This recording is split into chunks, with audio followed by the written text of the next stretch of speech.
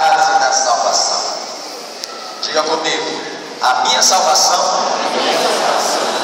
Faz de conta que vocês estavam gritando por lá, tá? Ó, a minha salvação depende, sim, da minha conversão. Ser membro de igreja não vale. Participar de uma membresia de igreja não vale. Seja ela católica, seja ela evangélica, não vale. Gostar de uma liturgia religiosa não vale. Nós não estamos falando de filosofia religiosa ou filosofia teológica. Nós estamos falando de um sistema real. Cristo dizia para Nicodemos: olha para mim, vê se você discerne que o Filho do Homem sou eu.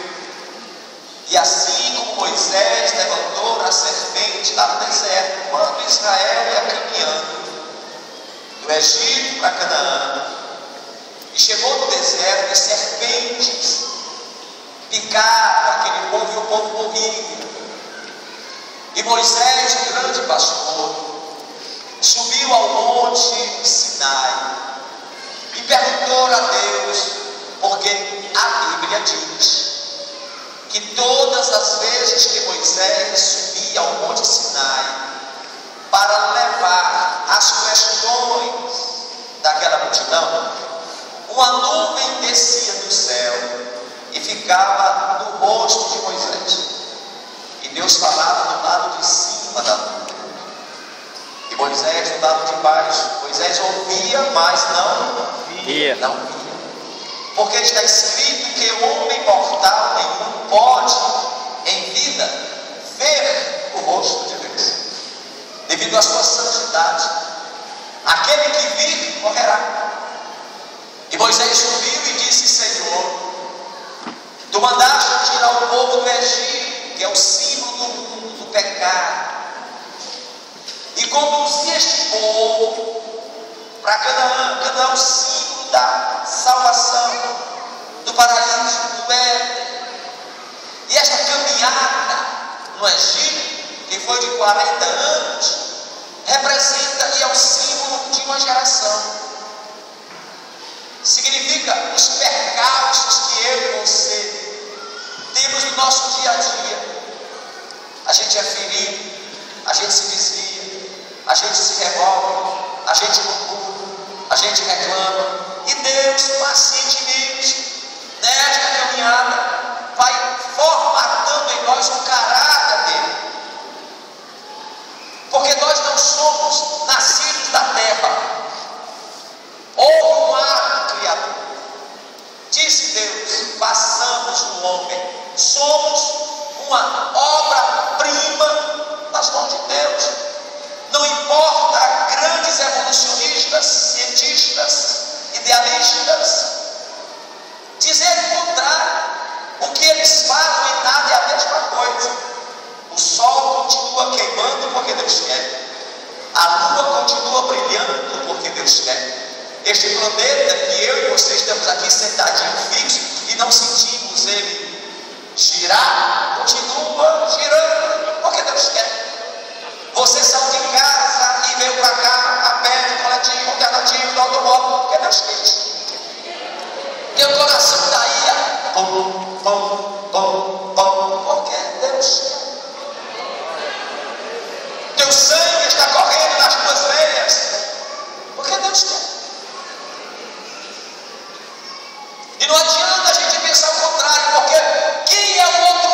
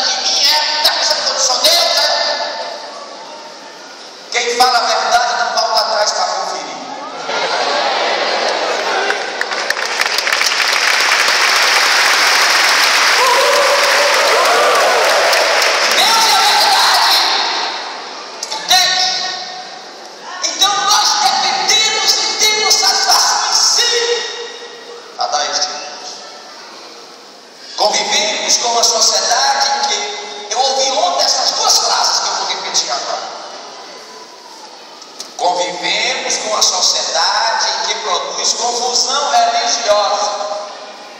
Vocês sabem por que nós produzimos confusão religiosa? Porque a gente quer facilidade para a nossa vida safada. Nós somos tão ordinários que a gente põe dentro de casa, mas não aceitamos o nosso Criador por lei de nós. Quer ver uma lei dentro de casa? Adriano, você está melhor. Teve o início de AVC. Essa cabelo de amarelo do seu lado aí? Tua esposa? Deixa ela arranjar um nome. Não? Olha uma nó que ele põe. E essa cabelo de amarelo da tua esposa? E esse cabelo de azul aí? Tua esposa? Deixa ela arranjar um nome. Olha uma lei que ela impõe. Você deixa seu filho quebrar tudo dentro de casa? É engraçado que nós somos hipócritas, somos falsos, né? Temos um bocado de político safado, mentiroso, hipócrita, ladrão, administrando a gente indignado. Estamos lá feito boi, vida de gado, ovo marcado, ainda é feliz. Mas a gente não quer ser feliz, servindo ao Senhor que nos liberta, que nos perdoa, que nos purifica, que nos restaura.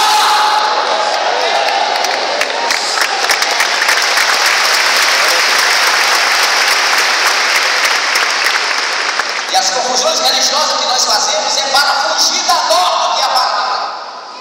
A gente quer facilidade, a gente quer safadeza, ser vergonheza. E a segunda frase que eu ouvi ontem, vinda de Londres, foi: as pessoas deste século XXI estão com os corações fincados na terra. A gente não quer morrer, a gente estica os corpos. É verdade. A gente põe nada e não tira nada. Não é não? A gente bota botox, tira botox. Enche de gel, tira gel. A gente troca o coração. Vamos lá em Cleveland. Só pode botar o coração de um menino de 6 anos. O coração de um menino de 6 anos também morre. O salário do pecado é a morte. Não adianta você fugir. Nós estamos fincados na terra. A gente quer. Fazemos planos para 30, 40, 50 anos sem saber o que vai acontecer amanhã. A gente quer.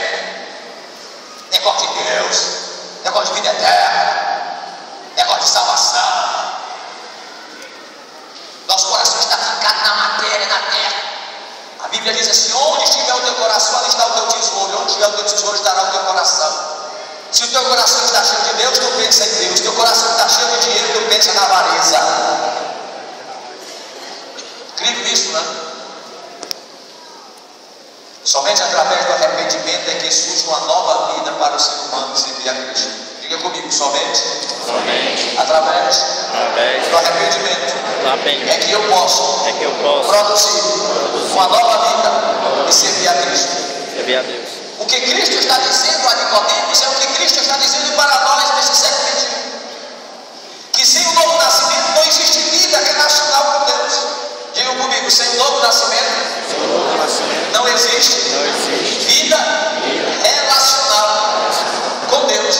Porque a vida relacional, a mulher com o homem, homem com homem, mulher com mulher, filho com o pai, amigo com amigo, namorado com namorado, noivo com noivo, relação comercial, tudo depende de compromisso. A gente exige, é um critério que nós exigimos. Olha, seja fiel ao contrato. A vida relacional com Deus é a mesma coisa. Se eu não a produzo, eu não nasci de novo. João diz em João 14,6: Jesus Cristo é o caminho, A verdade é a vida.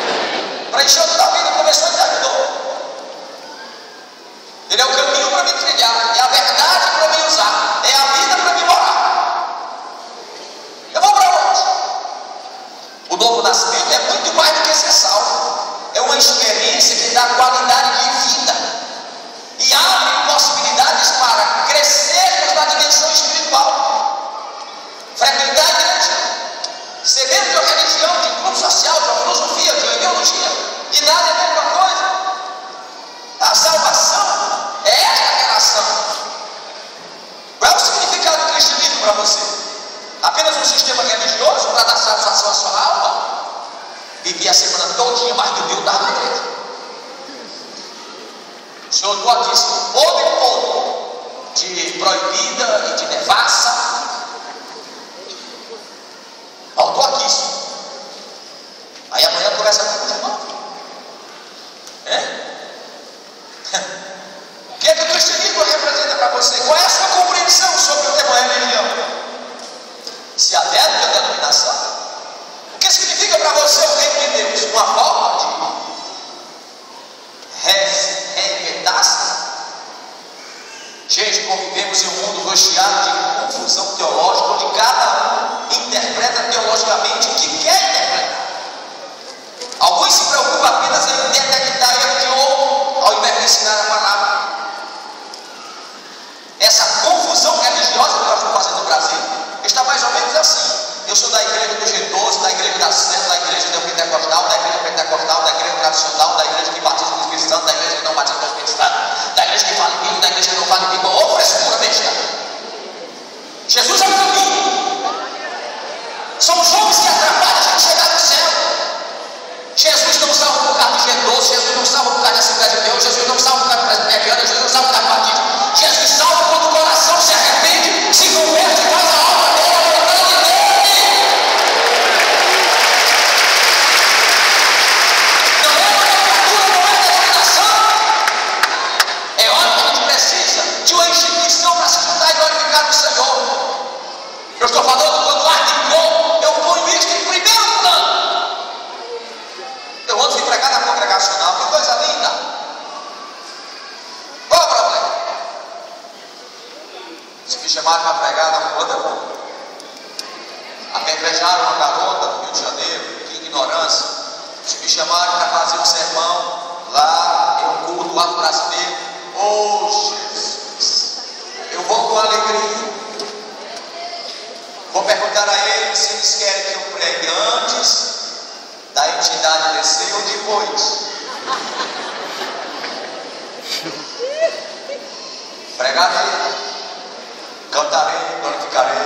Eu ouvia falar dessa graça. Se algum padre quiser me chamar para pregar, eu vou. Pastor, e se ele quiser pregar, o senhor chama também. Eu não tenho problema com ninguém. Eu quero é que as pessoas conheçam a Cristo, porque quando a gente conhece a Cristo, é uma dose muito superior do que a dose da droga, da maconha, da cocaína, da heroína, do cigarro, do uísque, da cerveja, do pecado, da vaidade. Quando Cristo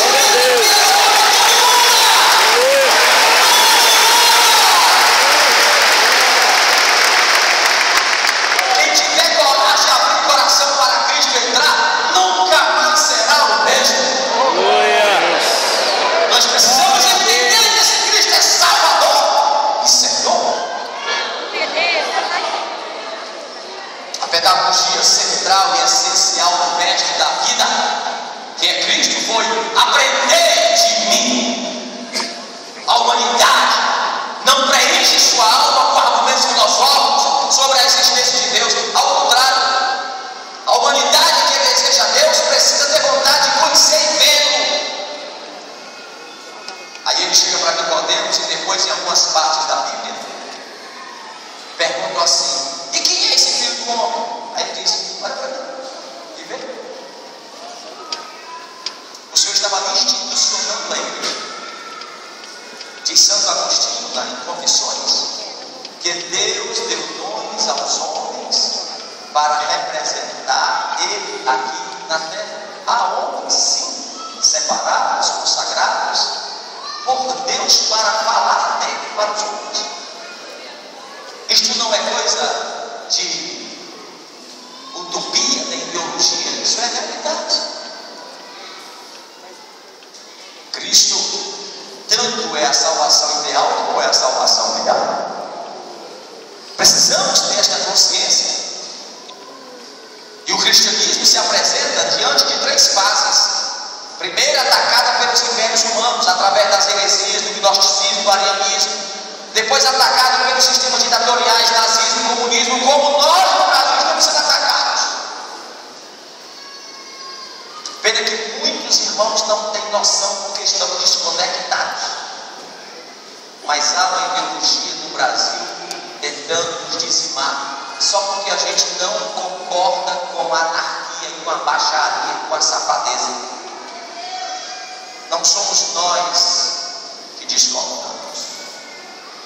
Segundo algumas autoridades, como o Modesto está aqui, voltou para Brasília, há projetos de proibirem termos que deixem suposições sobre o homossexualismo na Bíblia, e há um projeto do Brasil querendo tirar isso. Irmãos, perguntaram a Modelo, se tirarem tudo da Bíblia, como é que o cristianismo vai continuar? Sabe qual foi a resposta do Lutero? Se sobrar Cristo, é o suficiente. Eles fechou a porta em mar. Se alguém abrir, quem conhece a Cristo pode rasgar a Bíblia, queimar a Bíblia, pode fechar as portas da igreja, pode proibir ter culto. Há projetos aí para proibir construir templos. O negócio é acabar com o cristianismo. Por quê? Irmão, o cristianismo é terrível, irmão. Ele leva à falência indústria de bebida. O cristianismo é terrível. Ele leva à falência motéis. Ele leva à falência boca de fumo. Os irmãos aqui na congregação do Montese resolveram dirigir um culto na entrada de uma boca de fumo ali. E o bom Hermes me contou ontem, que levou um irmão que se converteu. E estava lá na boca de fumo, pregando aqui, pregando, e o chefão lá ouvindo. Quando terminou a reunião, fui embora, o chefão chamou aquele irmão que era lá do tráfico. Era avião dele. Vem cá. O que foi que tu fez para se libertar? Nada do tráfico, perguntou. Aí o irmão disse assim, rapaz, eu deixei Jesus entrar no meu coração. Como é que a gente faz para ele entrar? Quando Jesus entra,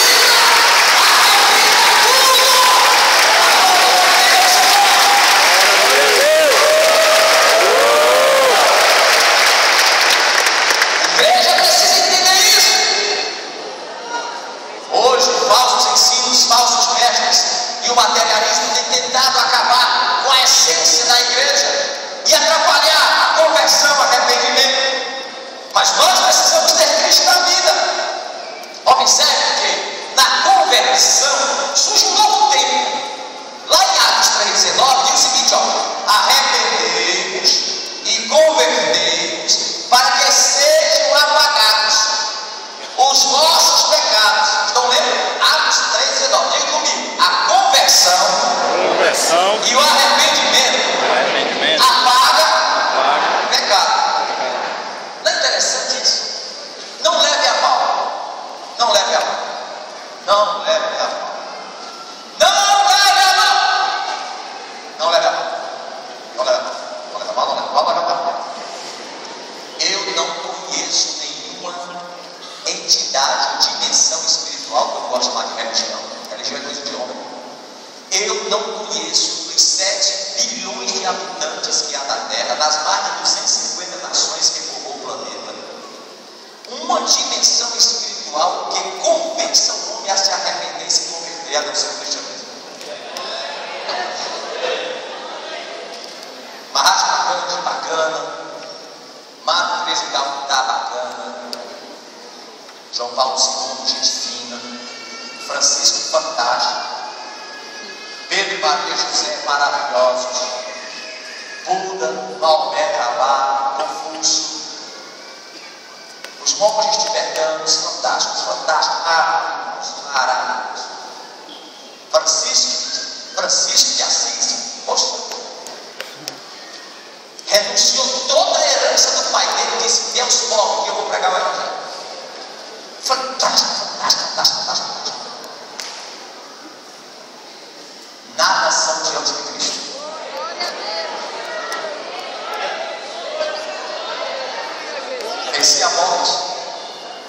venceu o inferno, venceu os demônios.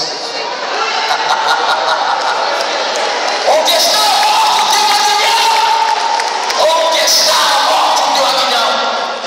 A esse Cristo, a nossa vida, a nossa glória, quando ele entra, acabou. Por isso que querem destruir o cristianismo. Ó, aquela senhora que dá lucro no bordel, aceitou Jesus? Não quer mais conversa com os homens que espreitavam. Vocês têm noção do prejuízo que Cristo causou nessa Andressa? Essa aí que teve as pernas todas perfuradas com o negócio? Não sei o nome dela completo. Hã? Seu que buraco? Até o nome já conecta com buraco. Resolveu aceitar Jesus. Olha o que ela fez. Voltou para casa, foi cuidar dos filhos. Foi pedir perdão ao pai dela. Chegou para o pai e para a mãe e disse: me perdoe. Eu decepcionei vocês, eu irritei vocês. Eu quero perdão e agora vou servir a Deus. É um prejuízo à prostituição. O cristianismo causa prejuízo ao pecado. Por isso que é revolta. Por que os políticos não querem evangelho? Ele não pode culpar. Poder pode, mas quem tem Cristo na vida tem outra forma de agir, de pensar e de ser. Dá um brado de glória ao Senhor.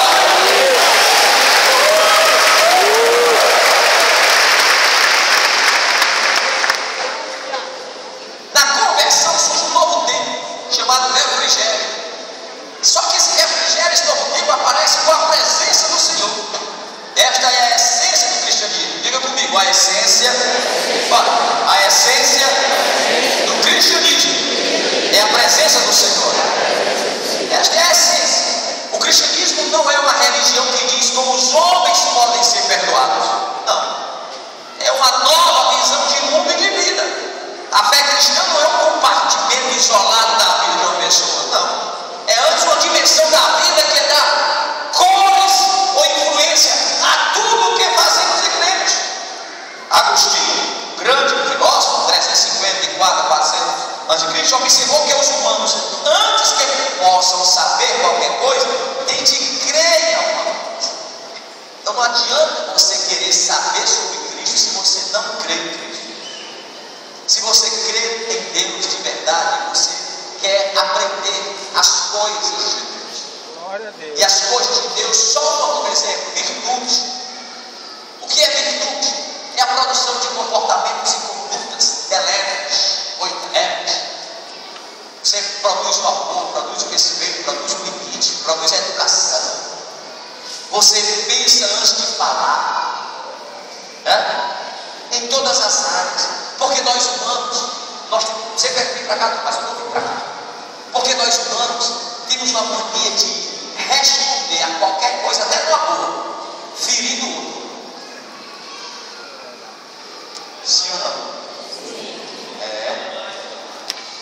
Nós humanos, com Cristo ou sem Cristo, temos uma mania de responder o outro, já ferindo o outro. Quando a gente não é religioso, mas é cristão, a gente engole a palavra antes de soltar. Aí pensa como é que vai dizer. Pastor, mas isso não é coercitividade? Não é cadeia, não é prisão, não, é maturidade. Jesus disse assim: olha, não faça com o outro aquilo que você não quer que seja feito com você. Isso é filosofia de vida.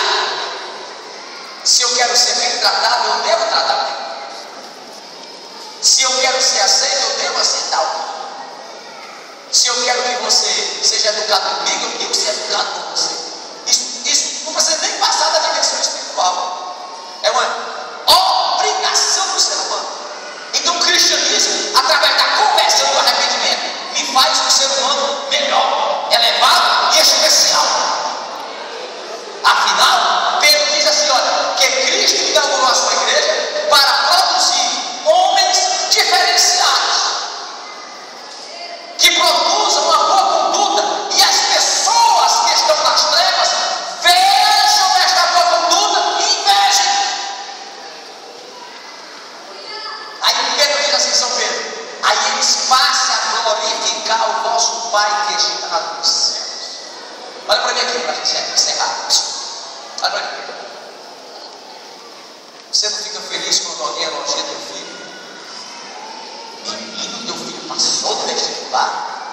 Se é com a mãe que alguém está falando, ela já se ajeita logo, já ajeita a roupa, passa no cabelo. A sintomatização e a influência do elogio.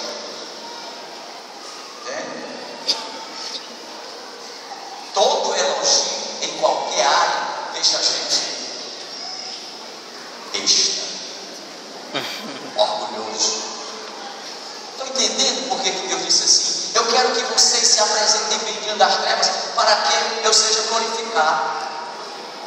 Neguinha, mulher, é verdade que você é evangélica? Aí você faz aquele ar de mulher vaidosa, modulado, né? Faz uma mudança assim, sensual. Aí isso, graças a Deus.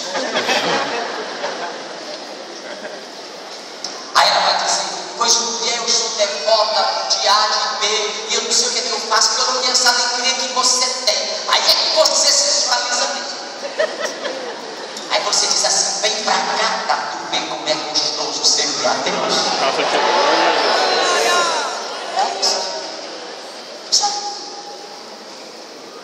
É isso que Deus quer da gente. Isso fala de conversão e arrependimento. Quando eu estou convertido e arrependido do que eu era, eu falo diferente, eu penso diferente, eu acho diferente, eu ando diferente.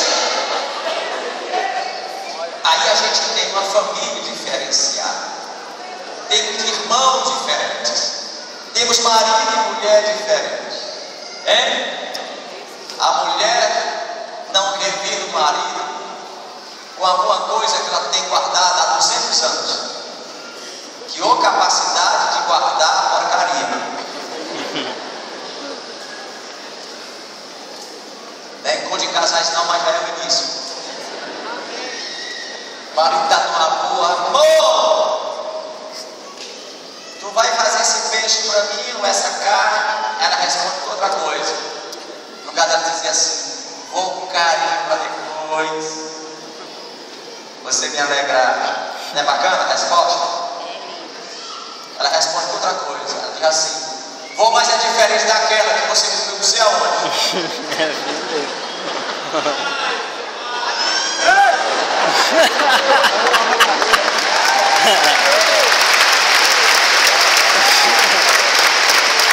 É desse jeito. Aí o marido está até bem pensionado e já morreu.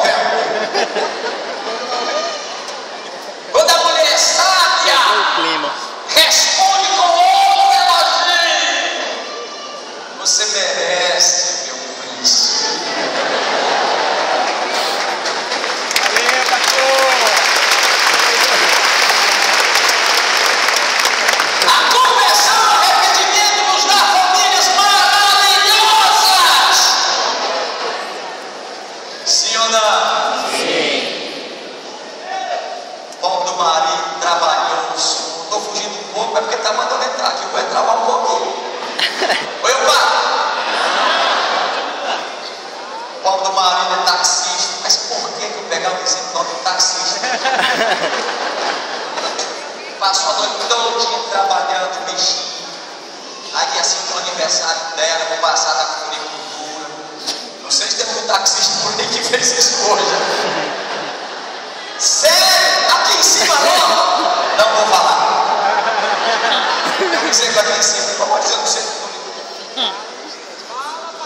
Aí compro a flor, uma ramalhete de flores. Aí chega em casa, deixa dentro do carro a ramalhete de flores. Aí na hora do almoço ele diz assim, só chatear, não vou pegar aqui um negócio do carro.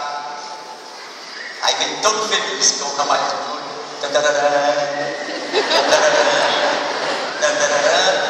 Você vai chegar.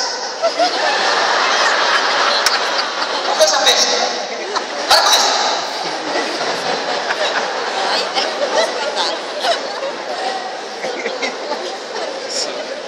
Na casa onde há conversão, na casa onde há arrependimento, ela olha, nem que seja de mentira. Chora, nem que seja de mentira. E diz assim, a voz sempre eu não mereço. Mesmo que a boca esteja doida para